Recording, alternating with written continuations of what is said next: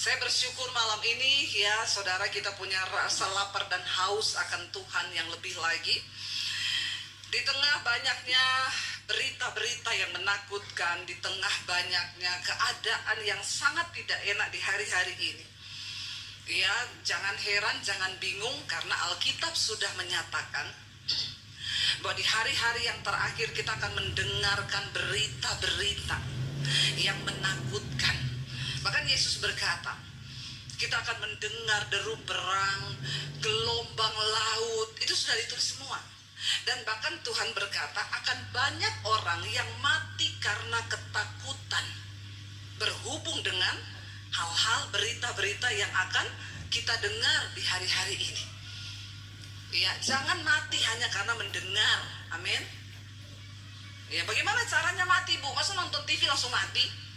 Enggak. Tapi banyak orang gak bisa tidur hari-hari ini. Siapa yang gak bisa tidur hari-hari ini? Gak usah angkat tangan. Gak usah ya. Tapi banyak orang tidak bisa tidur ya, mendengar berita-berita, mendengar hal-hal hari-hari ini. Apa yang harus kita lakukan? Mari kita buka bersama saudara Yesaya pasal 55 ayat yang ke-6 mulai. Yesaya 55 mulai ayat yang ke-6. Firman Tuhan berkata di sana. Baca bersama 1, 2, 3. Carilah Tuhan selama ia berkenan ditemui, berserulah kepadanya selama ia dekat. Firman ini dengan jelas berkata, carilah Tuhan.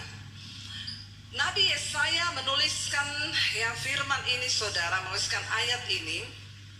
Kita tahu bersama Yesaya ini dipanggil Tuhan untuk mengingatkan ya bangsa Israel pada zaman pemerintahan Raja Uzia, Yotam, Ahaz, dan Hizkia.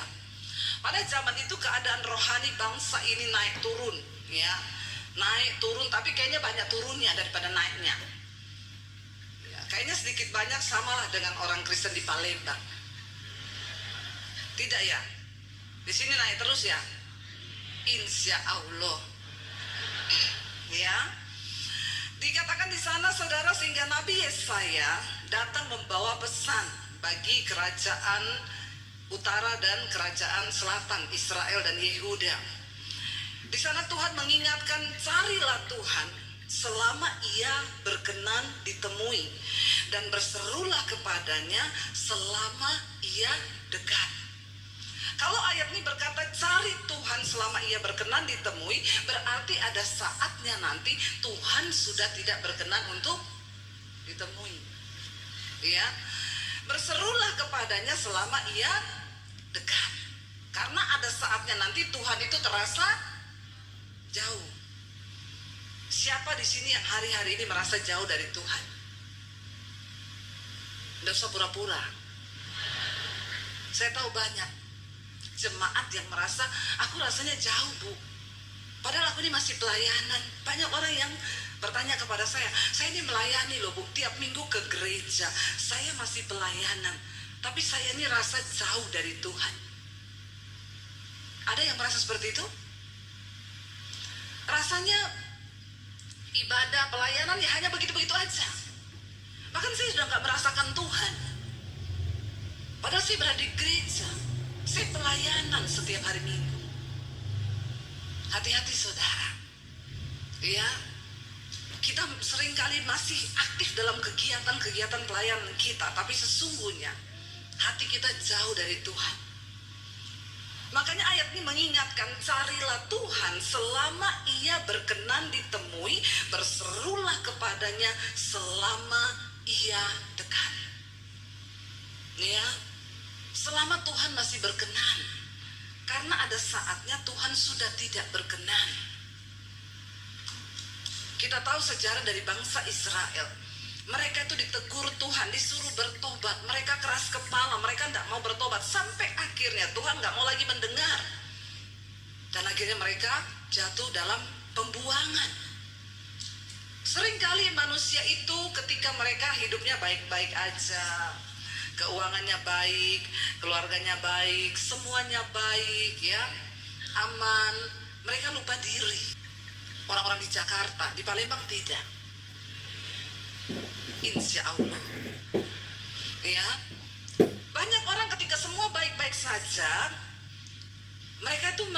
ya udah saya baik-baik aja. Buktinya saya nggak usah hidup kudus-kudus banget. Bahkan banyak yang berkata, ya saya aja sekarang ini berdosa loh, tapi buktinya usahaku lancar-lancar aja. Keadaanku baik-baik aja, saya tidak mengalami hal-hal yang kelihatannya buruk.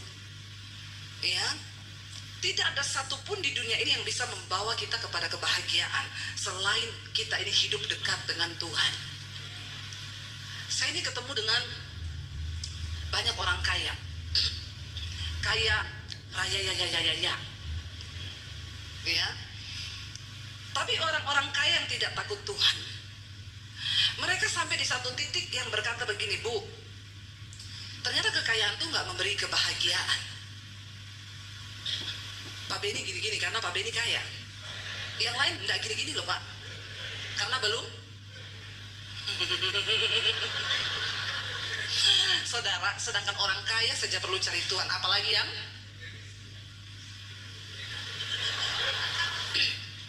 orang kaya aja perlu Tuhan, apalagi orang yang. Tapi banyak orang sombong, ya udah miskin sombong lagi. Jangan bilang orang kaya itu yang sombong. Saya banyak ketemu miskin sombong. Orang kaya sombong biasa, tapi miskin sombong ini luar biasa. Tapi Alkitab berkata Tuhan menentang orang yang, makanya mau kaya mau miskin tidak boleh. Orang paling sombong di dunia itu yang bagaimana saudara? Bukan yang pamer harta, bukan yang pamer jet pribadi, bukan itu orang sombong. Orang yang paling sombong di dunia ini adalah apa? Orang yang gak mau cari Tuhan. Itu kebangetan sih. Maaf ya saudara, kau bisa tarik napas, kau bisa hirup udara lewat hidungmu ini, itu hanya karena anugerah Tuhan. Amin. Ya kita ini, aduh coba Tuhan tutup satu lubang hidungmu aja, satu aja ditutup, setengah mati gak? Setengah mati loh saudara. Coba semua tutup satu lubang hidung. Napas, susah enggak? Saya kadang bingung dengan orang-orang berdosa yang gak mau cari Tuhan. Ya, gak mau cari Tuhan. Kalau dibilang, saya dulu pernah waktu di Jakarta naik Grab pelayanan. Lalu sopir Grabnya bilang gini, Ibu, dia dari Jakarta Selatan, Ibu mau ke gereja pagi-pagi jam 6. Di Jakarta Pusat, dia bilang, jauh banget sih. Ngapain Ibu ke gereja jauh banget? Saya ini pendeta, saya diundang khotbah. Oh, Ibu pendeta tuh, sama dong, saya juga Kristen. Ini hari Minggu Masnya nggak ke gereja? Oh, saya nggak pernah ke gereja, Bu. Oh, Masnya nggak pernah ke gereja? Terus dia balik tanya sama saya, emang ke gereja ngapain, Bu? Saya bilang, cari Tuhan lah. Dia ketawa terbahak-bahak, saudara. Dia ketawain saya. Dia bilang, Ibu masih cari Tuhan? Aduh, Bu, saya nggak cari Tuhan. Kenapa? Karena Tuhan di hati. Jangan tepuk tangan. Kalau belum mengerti pembahasannya, nggak usah tepuk tangan. Sok-sokan kau. Belum dengar aja sudah tepuk tangan. Saya waktu dia ngomong begitu, saya agak terpojok. Saya merasa malu loh, saudara. Dia bilang, Ibu masih cari Tuhan? Saya nggak cari Tuhan, Bu. Karena Tuhan sudah di hati saya. Saya terpojok, saudara. Tapi saya pikir-pikir, masa pendeta kalah ya?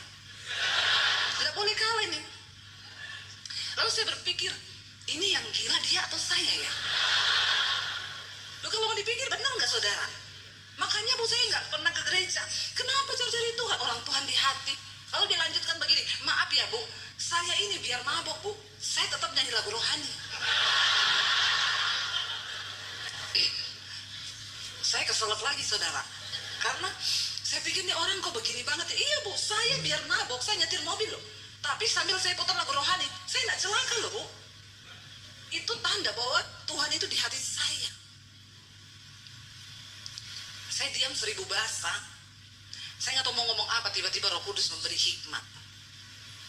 Saya bilang gini, oh jadi Masnya nggak ke gereja, nggak cari Tuhan karena Masnya tahu bahwa Tuhan di hatimu. Iya.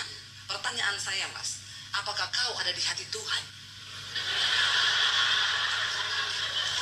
Dia terpojok 1000 bahasa. Dan dia menjawab saya begini, nah kalau itu saya nggak tahu Ibu. Kena skakmat lu.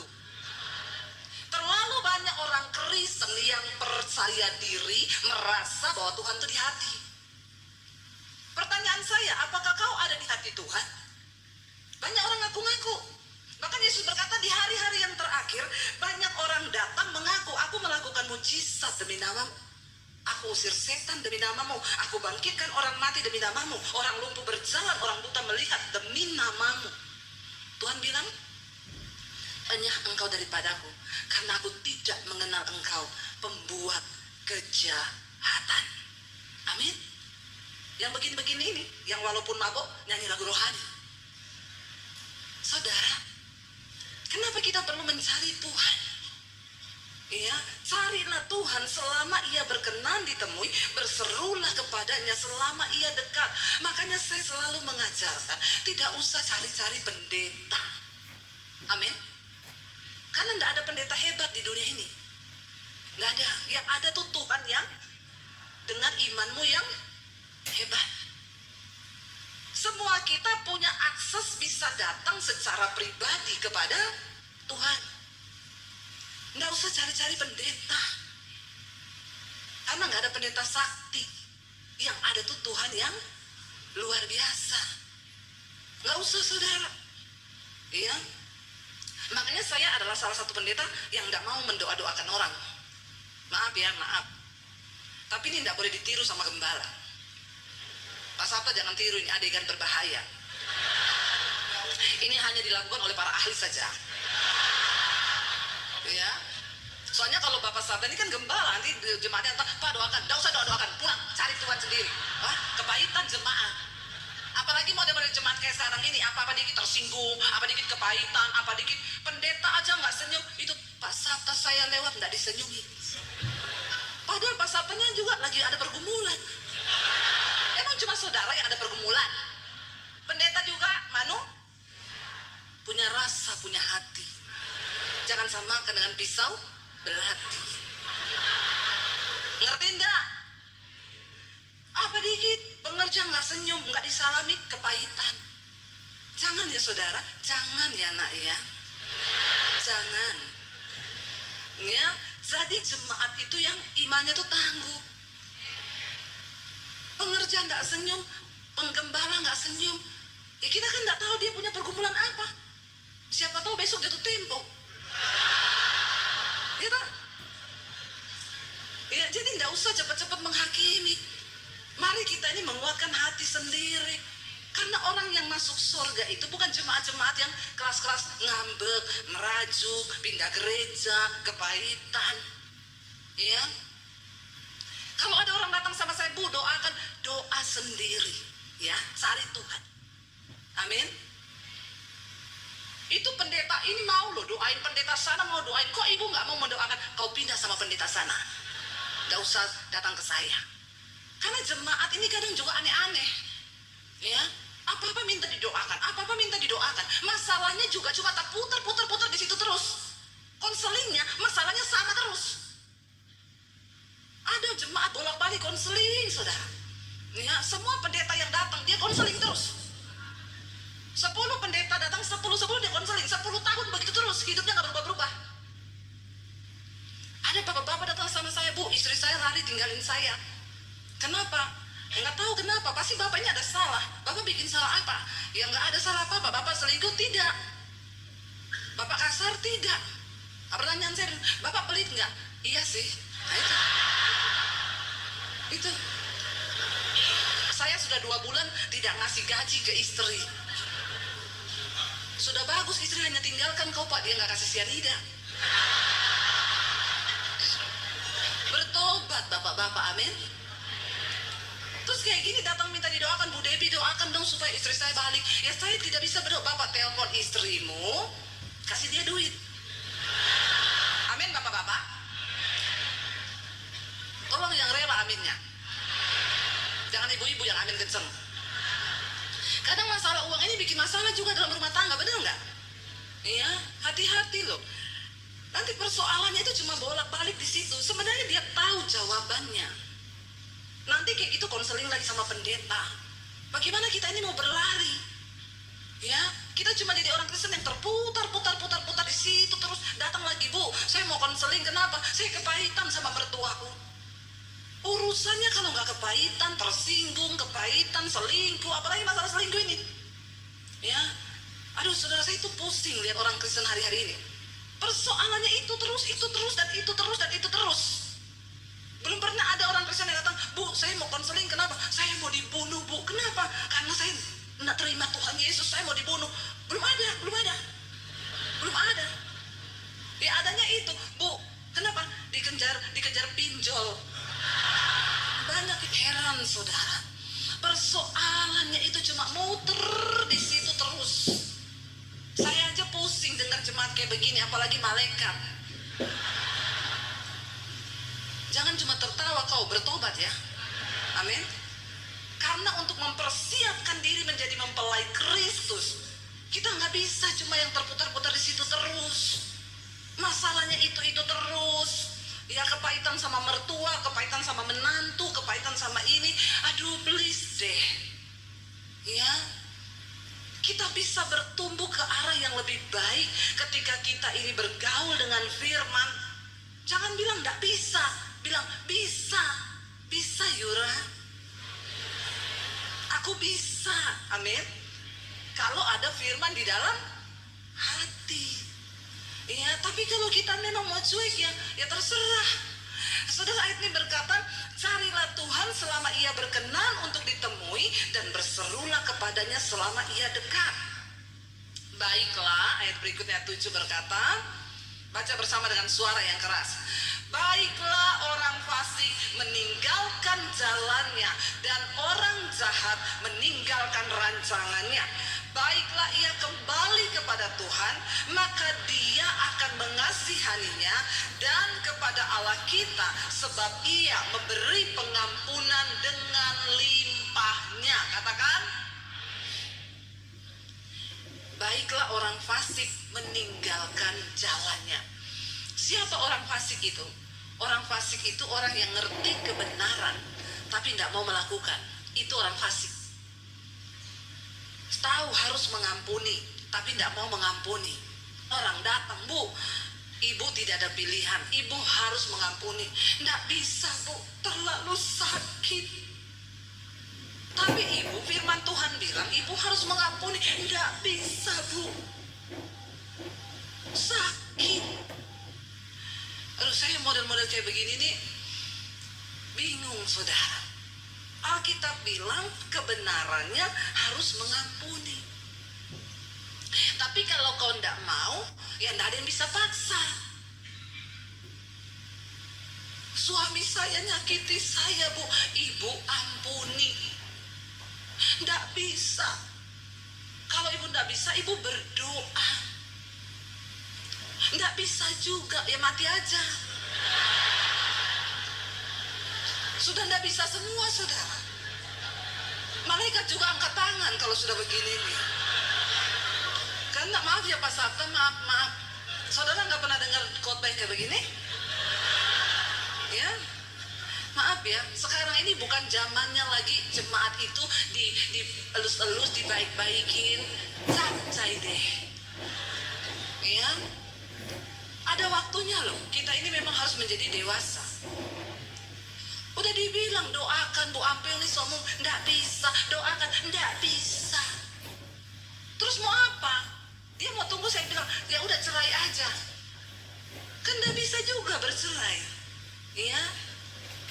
Ibu sih, Ibu nggak tahu suami saya, Ibu nggak rasa suami saya. Saya nggak mau rasain suamimu, Bu. Enggak, kagak. Saya punya suami sendiri. Ngapain saya rasain suamimu? Dia itu nasibmu. Siapa suruh kau nikah sama dia? Hello? Ini jemaat itu begitu. Kenapa kita perlu mencari Tuhan? Karena ada banyak hal di hidup ini yang kita nggak tahu. Makanya kita perlu cari Tuhan supaya kita ngerti jalan hidup ini. Yang muda-muda di sini yang belum nikah berapa banyak? Angkat tangan yang belum menikah. Coba angkat tangan. Nggak usah malu. Angkat tangan. Biar sudah berumur, angkat tangan saja. Supaya kita sama-sama mendoakan. Siapa tahu kan dapat jodoh toh. Di bawah 30 tahun jodoh di tangan Tuhan. Di atas 30 tahun Tuhan lepas tangan loh. Kagak.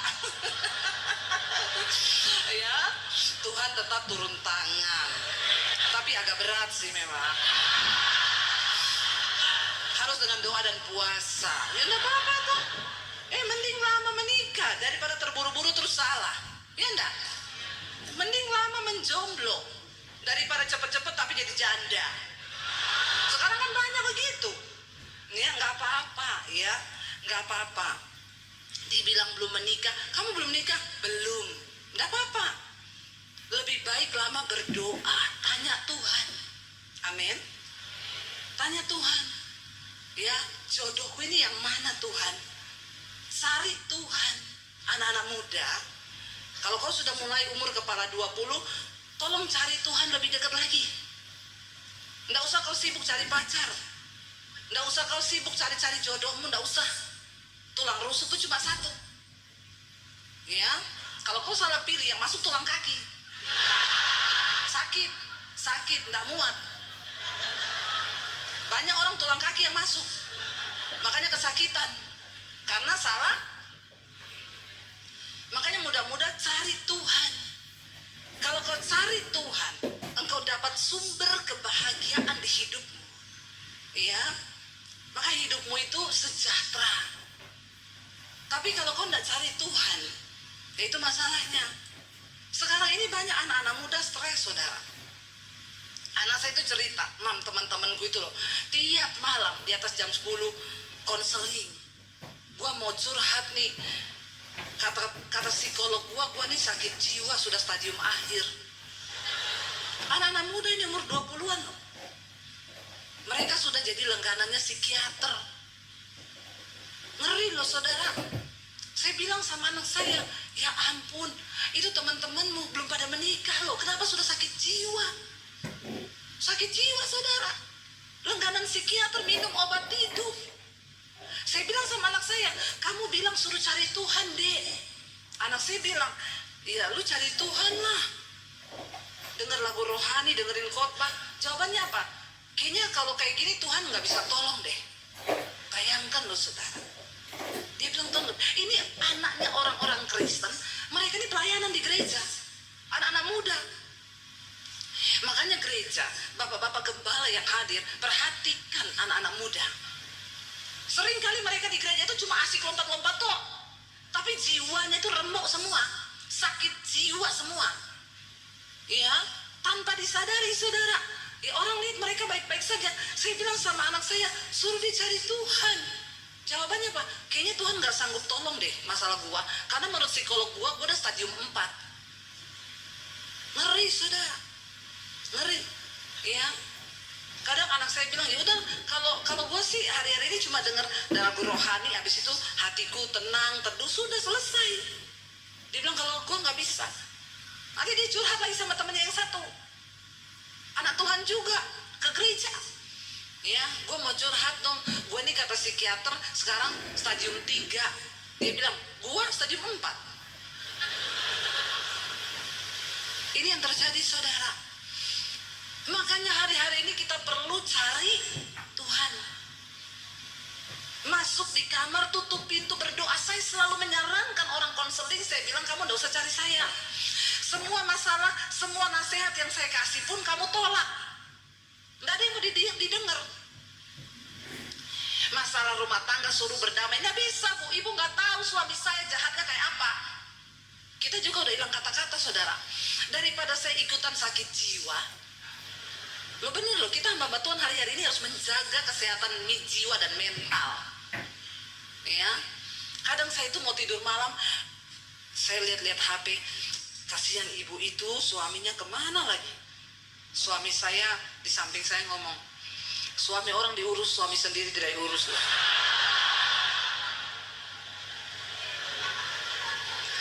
Kadang kalau saya lagi balas-balas konseling saudara, ya, tiba-tiba ada SMS masuk, ting, saya lihat suami saya, dia bilang, Bu Debbie, saya boleh konseling dah. Saya jawab, ada masalah apa ya Pak? Istri saya cuekin saya Bu. Saya jawab, mungkin kurang dikasih duit Pak. Ya, jadi saya sekarang gak mau sakit jiwa saudara, mikirin urusannya jemaat yang tidak mau nurut sama firman. Persoalannya cuma satu kok, nggak mau cari Tuhan, nggak mau dekat dengan Tuhan, nggak mau nurut sama firman itu tak til, nggak ada yang lain.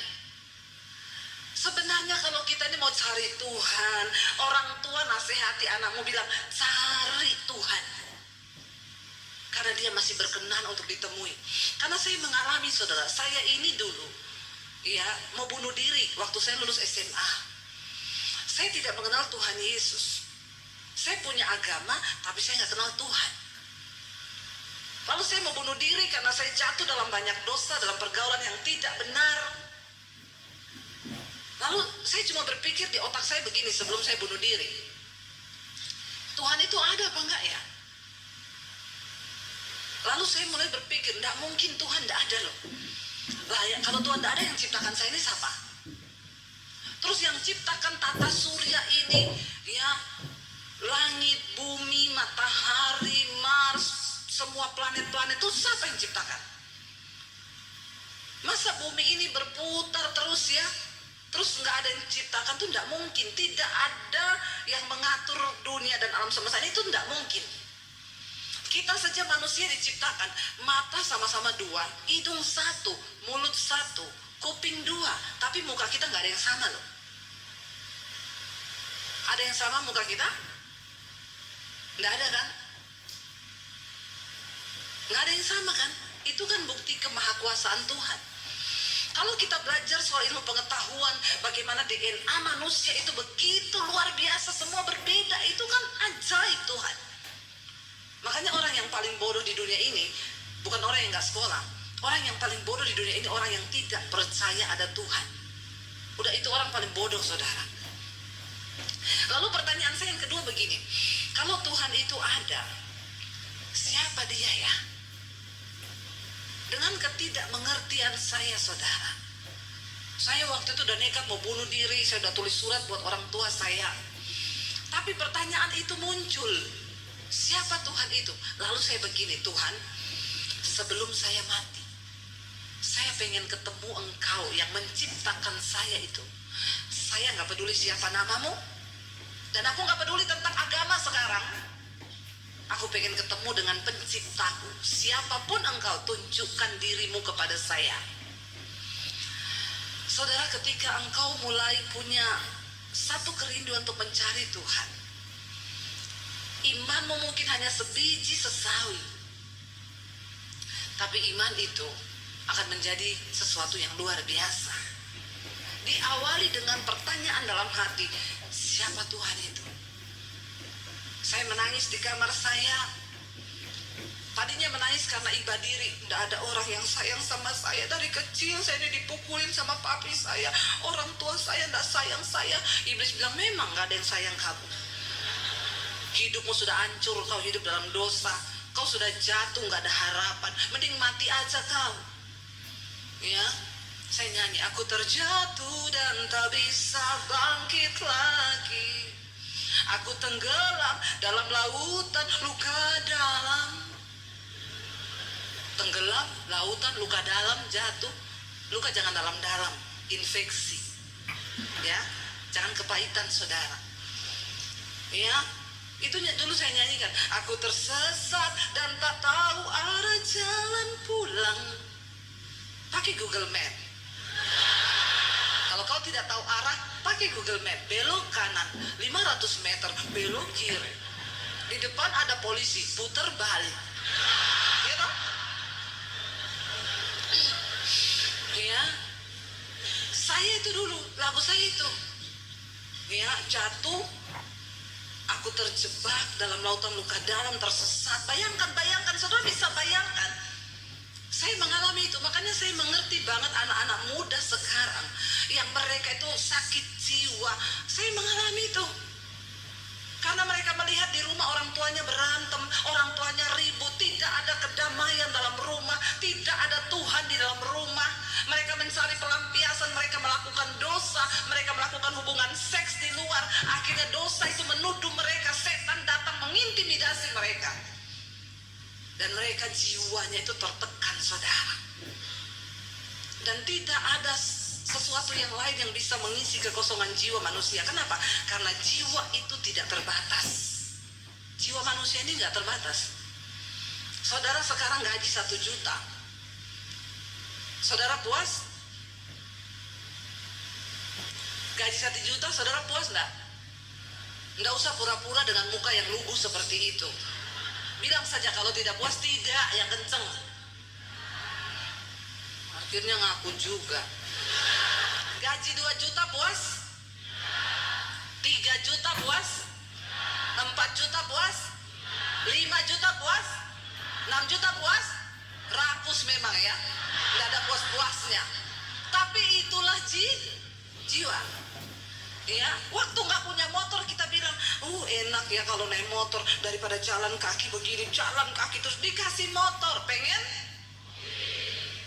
Roda 2 pengen? Roda 3 dulu dong. Jangan langsung lompat roda 4. Tak kabur saudara, roda 3 dulu, bemo. Ya, itulah manusia kan, nggak ada puasnya. Jiwa manusia itu tidak terbatas keinginannya. Makanya jiwa ini tidak bisa dipuaskan dengan sesuatu yang terbatas. Harta, uang, seks, apapun itu terbatas. Hanya satu yang tidak terbatas, itu Tuhan. Makanya hanya Tuhan yang tidak terbatas yang dapat mengisi jiwa kita yang tidak terbatas. Saudara mau cari apapun. Saya punya teman orang kaya, dia bilang gini, Bu, saya ini sekarang sudah ada di satu titik yang saya mau beli apa aja tuh bisa. Bayangkan loh, mau beli apa aja tuh bisa. Saudara sudah ada di titik seperti itu? Saya sudah mau beli kerupuk bisa, beli ayam bisa. Ya, iya dong, itu kan relatif toh. Kan yang kita ingin itu relatif toh. Tapi dia memang kaya saudara. Dia bilang begini sama saya, Bu, ternyata ya, jadi orang kaya itu hanya seperti ini. Makanya tolong saudara, kalau kau lihat orang kaya, kau jangan kepengen menjadi dia. Karena seringkali dia juga pengen jadi kau. Saya mau cerita. Ada satu orang lulusan Amerika, dia jadi CEO di sebuah perusahaan. Gajinya ratusan juta. Lalu dia pergi berlibur ke sebuah pantai. Ketika dia lagi duduk minum kelapa muda, menikmati ya di pinggir pantai, ada nelayan datang bawa ikan dengan perahunya. Lalu dia tanya sama nelayan itu, kau dapat ikan segini ini cukup untuk hidupmu? Cukup. Berapa jam yang kau butuhkan untuk menangkap ikan seperahu ini? 5 jam. Lalu dia bilang, sini saya ajarkan kamu ya supaya kamu bahagia. Mulai besok coba kamu praktekkan. Biasanya kamu turun 5 jam, sekarang kamu tambah 10 jam. Terus nanti kalau sudah 10 jam, penghasilanmu 2 kali lipat, perahumu jadi 2. Kau pekerjakan orang, jangan 10 jam, kau melaut 15 jam. Terus nanti kau punya kapal. Jadi kapal 1, lalu kapal 2, kapal 3. Setelah kau sudah banyak kapalmu, kau bikin perusahaan. Lalu kau tinggal sahamkan. Lalu setelah itu berapa lama yang saya butuhkan untuk, ya paling sekitar 15-20 tahun. Kau sudah bisa jadi bos dan kau menikmati. Terus dia tanya, terus kalau saya sudah memperoleh semuanya itu, terus apa lagi? Ya kau bisa santai dengan keluargamu, kau bisa duduk di pinggir pantai, kau bisa bersenang-senang dengan anakmu. Lalu nelayan itu bilang, tapi hari itu saya sudah begitu. Saya ini melaut cuma 5 jam. Kau tahu saya pulang ini untuk apa? Saya makan dengan keluarga saya, lalu saya antar anak saya ke sekolah, saya jemput dia pulang sekolah, kami duduk di pinggir pantai sambil minum kelapa muda seperti kau. Lalu CEO-nya itu mendadak jadi bodoh. Dia bilang begini, iya juga ya. Jadi siapa yang bodoh ya kita berdua ini? Saudara, hidup ini kan bukan soal kaya, tapi seberapa besar kau menikmati dan mensyukuri. Itu kan lebih dari pemenang. Amin. Jangan suka iri lihat orang kaya saudara. Karena belum tentu orang kaya itu sebahagia hidupmu. Saya tuh kalau ketemu orang kaya di Jakarta, susah saudara. Mereka saja kalau tersenyum gini. bibirnya keangkat separuh tuh. Gitu. Gitu.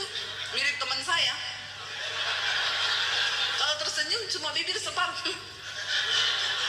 Ya, saya sampai bingung loh. Kadang saya tanya sama teman saya, kenapa ya orang kaya kalau tersenyum begitu? Jaim Bu, dia takut nanti wibawanya jatuh. Kalau kita kan ketawa-ketawa aja ya.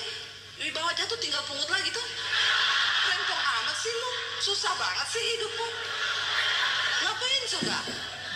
Ya. Makanya sekarang itu soalnya Indonesia ini juga agak-agak ya. Ada videonya 9 naga itu tersebar di sosial media. Mereka main golf sambil ketawa. Di komen, ini ketawa sultan. Kalau ketawa seperti saudara-saudara ini ketawa sales. Nah ini.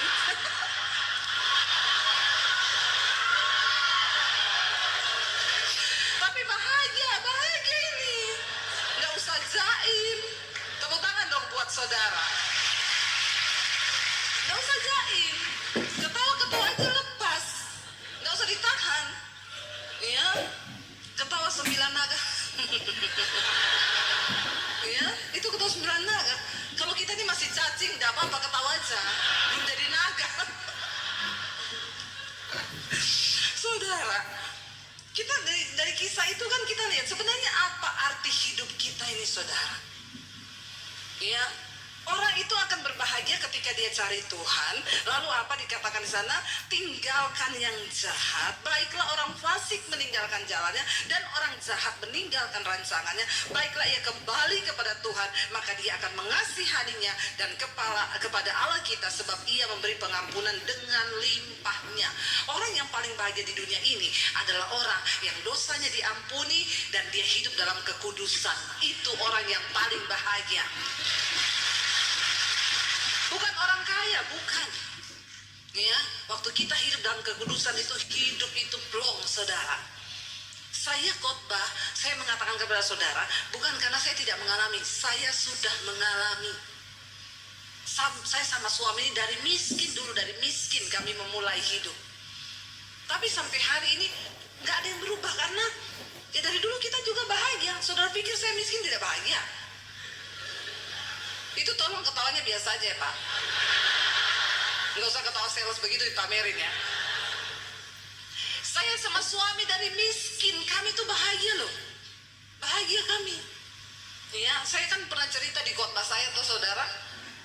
Naik motor bonceng 5. Anak saya 3. Nggak ada yang percaya. Tapi itu bener. Ya, saya beli mobil pertama, mobil tua tahun 80 itu mobil. Kalau saya namakan mobil itu mobil dalam nama Yesus.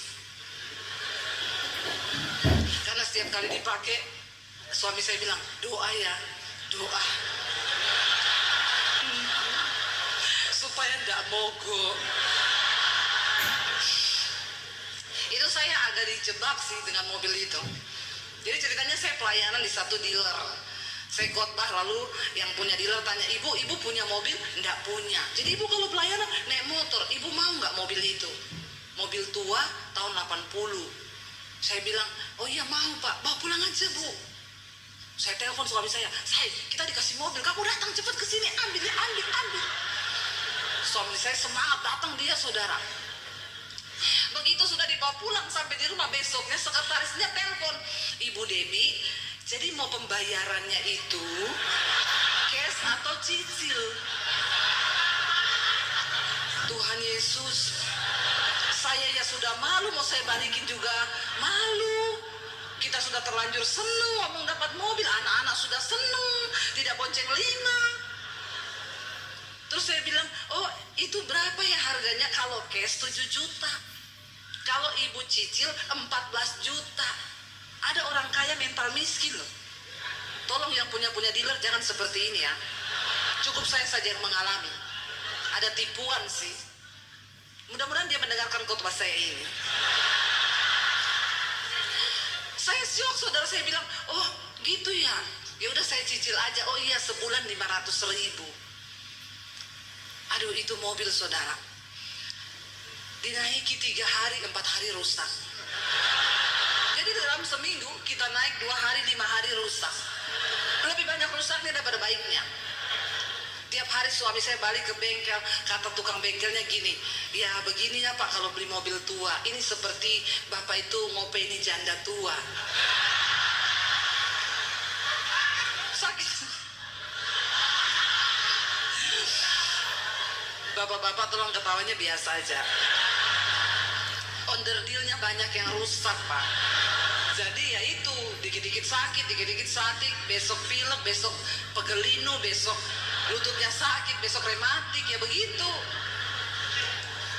Jadi bagaimana Pak ini? Saudara tahu, tiap kali kita naik suami saya bilang, anak-anak berdoa. Jadi apalagi kalau mau naik gunung, ya panjakan, berdoa nak kita semua dalam nama Yesus, dalam nama Yesus, dalam nama Yesus, bener. Mogok. Saya turunkan anak-anak, suami saya bilang, turunkan dulu, kau cari becak sana. Bener saudara. Ya, bahagia saya, bahagia loh. Bahagia saya. Satu kali parkir di mall, biasanya kita parkir di bawah. Waktu itu nggak ada parkir. Suami saya bilang, kita terpaksa parkir atas. Saya bilang, bisa naik? Bisa. Doa dalam nama Yesus. Kita semua sudah bersyafaat, saudara, dalam nama Yesus, dalam nama Yesus. Naik. Suami saya gas.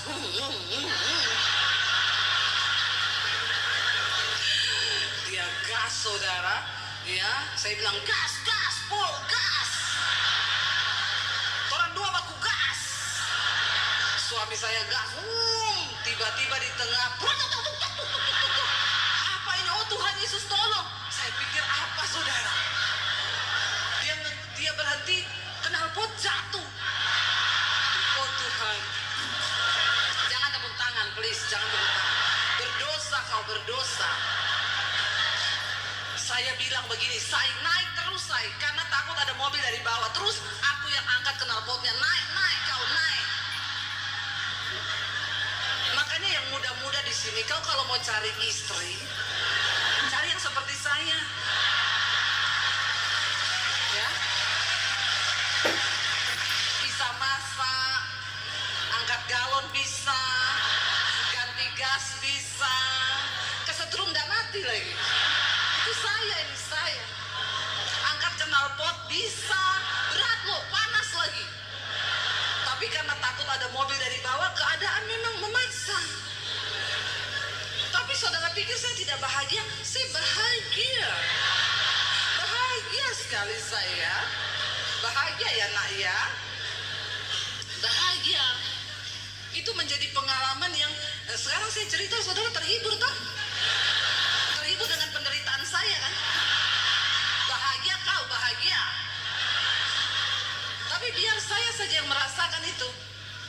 Ya, bayangkan saudara, akhirnya sama suami diperbaikilah mobil itu. Jadi ternyata sejarah mobil itu mobil tarikan.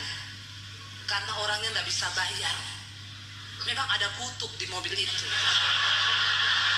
Dan Tuhan tidak izinkan memang kami pakai. Akhirnya suami saya konsultasi sama tukang bengkel, dia bilang gini aja mas, turun mesin semua, ganti mesin, nanti saya ganti. Oke, kita bayar saudara, lebih mahal daripada harga mobilnya. Setelah jadi semuanya, kita cat supaya kutuk dihilangkan toh. Sudah bagus mobil, mesin baru, cat baru. Kita tinggal pelayanan ke Surabaya, Solo hujan, banjir, mobilnya kerendam. Saya bilang sama suami, memang kutuk ini tidak bisa diputuskan.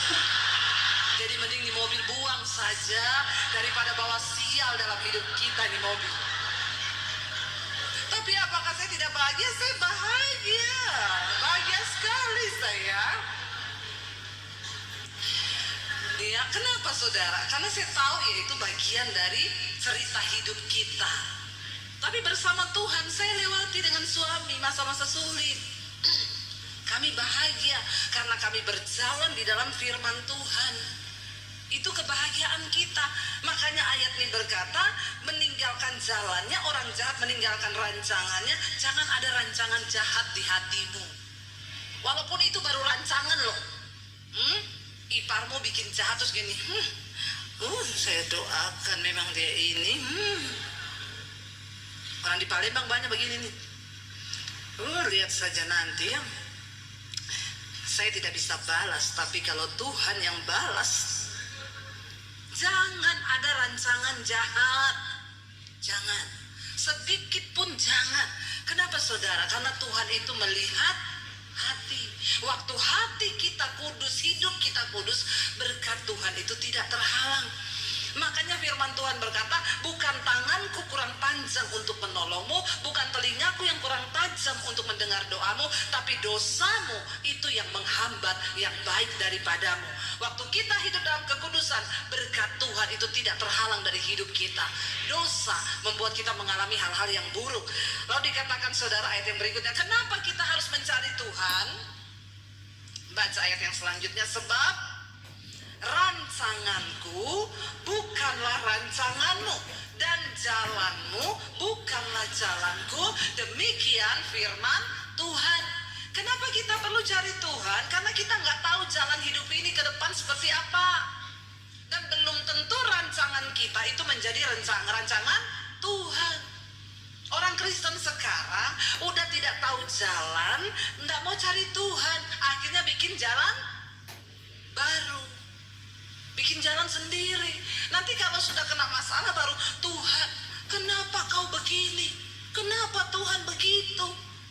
Padahal karena salahnya dia sendiri.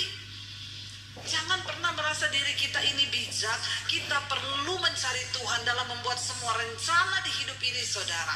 Tuhan yang paling tahu jalan hidup kita. Dan tidak ada satupun rancangan Tuhan yang salah. Tapi kalau engkau sudah terlanjur membuat kesalahan hari ini, bertobatlah dan kembalilah kepada Tuhan, maka Dia akan sanggup memulihkan keadaan kita, saudara. Seperti tingginya langit dari bumi, demikianlah tingginya jalanku dari jalanmu, dan rancanganku dari rancanganmu. Sebab seperti hujan dan salju turun dari langit dan tidak kembali ke situ, melainkan mengairi bumi, membuatnya subur dan menumbuhkan tumbuh-tumbuhan, memberikan benih kepada penabur dan roti kepada orang yang mau makan, demikianlah apa? Firmanku yang keluar dari mulutku, ia tidak akan kembali kepadaku dengan sia-sia, tetapi ia akan melaksanakan apa yang kukehendaki dan berhasil dalam apa yang kusuruhkan kepadanya. Firman Tuhan itu berkuasa. Karena itu perkatakan firman. Waktu kita takut, perkatakan firman. Waktu kita menghadapi kekhawatiran, perkatakan firman. Waktu engkau melihat keadaanmu, perkatakan firman. Aku percaya Tuhan, bahwa Engkau Tuhan adalah sandaranku, Engkau penopangku, Engkau Allah yang tidak pernah gagal dalam rancanganmu. Perkatakan firman, saudara. Hari-hari ini banyak orang lupa memperkatakan firman Tuhan. Padahal firman itu memiliki kuasa. Untuk apa? Untuk menciptakan.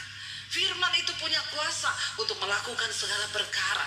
Firman itu mempunyai kuasa ketika keadaan di sekeliling kita tidak baik. Seringkali jangan terburu-buru berdoa supaya keadaanmu jadi baik. Tapi berdoalah supaya hatimu tenang dan hatimu damai sejahtera. Waktu engkau memperkatakan firman, maka hidup kita kuat, iman kita kuat. Dan saya percaya saudara, cuma firman Tuhan yang memiliki kuasa dalam hidup kita untuk membawa kita hari-hari ini semakin luar biasa di dalam Tuhan. Malam ini Pak Victor juga akan menyampaikan pesan Tuhan bagi setiap kita. Jadi saya akan mengakhiri, saudara. Mari, jangan cari sesuatu yang lain. Keadaan boleh bergoncang, keadaan boleh berubah, berita-berita boleh menakutkan, ke depan akan seperti apa, itu memang semua harus terjadi. Tapi waktu kita pegang firman Tuhan, waktu kita tetap bersandar pada firman, berseru, kita nyanyi pujian tadi, kita berseru kepada Tuhan, saudara, maka Dia Tuhan yang sanggup melakukan segala perkara di hidup kita.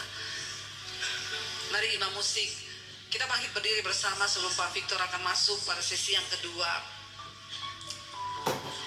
Kita nyanyikan pujian yang tadi.